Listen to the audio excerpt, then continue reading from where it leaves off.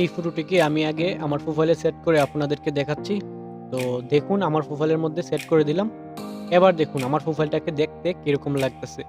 যেই দেখবে সেই পাগল হয়ে যাবে। শুধুমাত্র এক ক্লিকে আপনিও তৈরি করতে পারবেন এবং যে কাউকেই আপনি তৈরি করে দিতে পারবেন। আপনি এডিটিং পারেন বা না পারেন এটা কোনো বিষয় না। এরকম প্রোফাইল পিকচার তৈরি করার জন্য আপনাকে কোনো ধরনের এডিটিং শিখতে হবে না। আপনি শুধুমাত্র আমার নামের জায়গায় আপনার নামটি বসিয়ে দিলেই এডিটিং সম্পূর্ণ হয়ে যাবে। আপনাদের কাছে একটাই অনুরোধ, এই ভিডিওটিতে একটি লাইক দিয়ে দিন, আর সাবস্ক্রাইব যদি না করে থাকেন তাহলে সাবস্ক্রাইব করে পাশে থাকা বেল আইকনটি বাজিয়ে দিন এর থেকে সুন্দর এবং নতুন নতুন ভিডিও সবার আগে দেখার জন্য।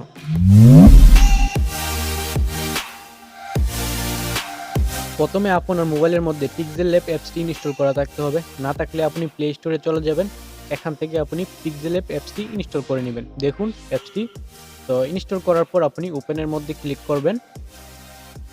ওপেনের মধ্যে ক্লিক করার পর আপনি উপরের দিকে দেখতে পারবেন 3 ডট মেনু। তো 3 ডট এর মধ্যে ক্লিক করবেন। এবার আপনি নিচের দিকে দেখতে পারবেন ওপেন পিএলপি ফাইল, এটার মধ্যে ক্লিক করবেন। ওকে, ক্লিক করার পর আপনি উপরে দেখতে পারবেন পিএলপি, তো এটার মধ্যে আবার ক্লিক করবেন।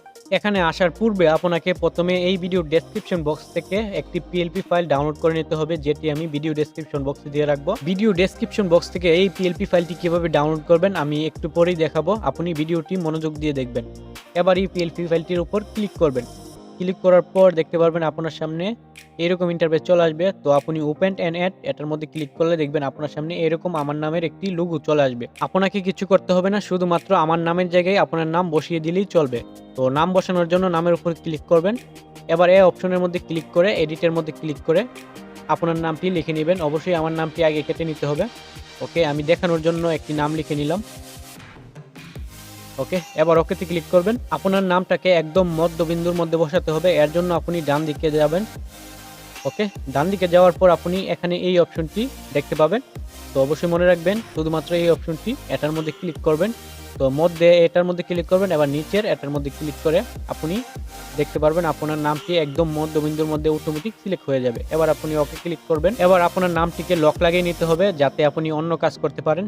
এর জন্য আপনি উপরে ডান দিকের কর্নারে একটি লেয়ার অপশন দেখতে পাবেন, এটার মধ্যে ক্লিক করে আপনি যে নামটি লিখছেন এই নামটি এখানে বের করে নেবেন, তালার মধ্যে ক্লিক করে লক লাগিয়ে নেবেন। আবার এই লেয়ারের মধ্যে ক্লিক করলে এগুলো চলে যাবে। তো এখন আপনাকে দেখতে পাবেন একটি নামের পিছনের ফুল। তো ফুলটাকে আপনার পিছনের দিকে নিয়ে আপনার নামের সাথে অ্যাডজাস্ট করে বসিয়ে দিবেন এভাবে। ওকে, হয়ে গেছে।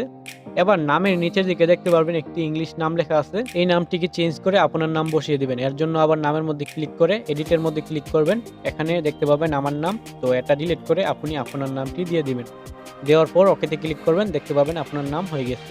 এবার আমাদের এডিটিং শেষ। আপনার মোবাইলের মধ্যে সেভ করার জন্য উপরের এই অপশনটির মধ্যে ক্লিক করে নিচের সেভ এস ইমেজ এর মধ্যে ক্লিক করে সেভ টু গ্যালারি এর মধ্যে ক্লিক করবেন। দেখতে পাবেন আপনার গ্যালারির মধ্যে ফটোটি একদম সেভ হয়ে যাবে। এবার আসা যাক ভিডিও ডেসক্রিপশন বক্স থেকে আপনি পিএলপি ফাইলটি কিভাবে ডাউনলোড করবেন। তো ভিডিও ডেসক্রিপশন বক্সে আমি একটি এরকম লিংক দিয়ে রাখবো, এটার মধ্যে ক্লিক করবেন। ওকে, ক্লিক করার পর আপনার সামনে এরকম একটি ইন্টারফেস ওপেন হয়ে যাবে, একটু অপেক্ষা করবেন। এখানের মধ্যে দেখতে পাবেন আপনাকে বলা হচ্ছে পাসওয়ার্ড দেওয়ার জন্য। তো আপনাকে অবশ্যই পাসওয়ার্ড দিতে হবে, পাসওয়ার্ড দিলে আপনি ডাউনলোড করতে পারবেন। তো পাসওয়ার্ডটি আমি বলে দিচ্ছি, পাসওয়ার্ডটি হলো বড় অক্ষরের TDT90। আবারও বলে দিচ্ছি, ক্যাপিটাল লেটার হতে হবে TDT তারপর 90। এটা মনে রাখবেন, ভুল দিলে কিন্তু হবে না। এবার সাবমিট এর মধ্যে ক্লিক করলে দেখুন, ভালোভাবে দেখে নিন পাসওয়ার্ডটি। সাবমিটের মধ্যে ক্লিক করবেন, দেখতে পারবেন আপনার সামনে এরকম একটি লিঙ্ক ওপেন হয়ে যাবে, ড্রাইভ লিঙ্ক। তো এই ড্রাইভ লিঙ্কের মধ্যে ক্লিক করবেন। ওকে, ক্লিক করার পর আপনার সামনে দেখতে পাবেন ড্রাইভ ইন্টারফেস ওপেন হয়ে যাবে। পিএলপি ফাইলটি ডাউনলোড করার জন্য উপরের ডাউনলোড বাটনটির মধ্যে ক্লিক করবেন, সাথে সাথে আপনার মোবাইলের মধ্যে ফাইলটি ডাউনলোড হয়ে যাবে।